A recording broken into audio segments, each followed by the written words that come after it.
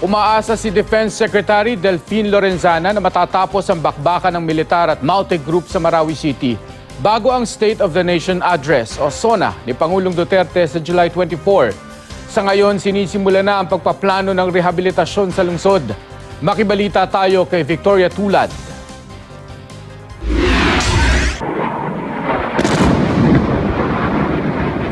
Wala pa ring patid ang opensiba ng militar laban sa Maute Group sa Marawi City.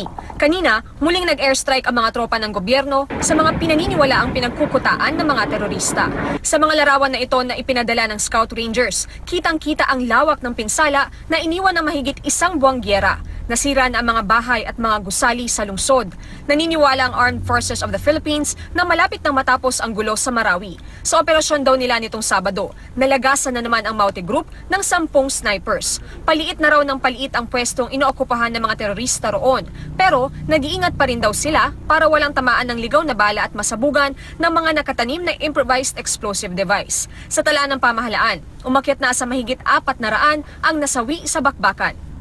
Civilians killed by terrorists, 39, adjusted from 44 to 39 based on COCO report on the findings of recently discovered cadavers. Terrorists killed, 336 from 322, an increase of 14, and government casualties, 84. Naniniwala naman ng Department of National Defense na nananatili sa Marawi ang Abu Sayyaf leader na si Isnilon Hapilon base sa nakukuha nilang intelligence information. Sa gitna ng gulo, patuloy ang paghahanda para sa rehabilitasyon ng lungsod. Bumuo ng Task Force Bangon Marawi ang gobyerno na pinamumunuan ni Lorenzana. We are now preparing the mechanism to go into rehabilitation and recovery.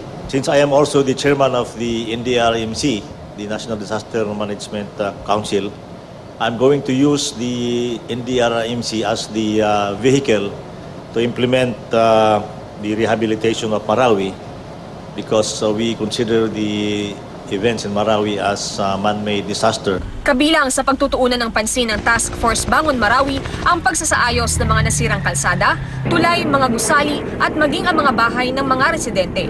Naiuwi naman na sa kanilang bahay sa Panay Capiz ang bangkay ni Private First Class John Rovista na kasama sa mga nasawi sa bakbakan sa Marawi.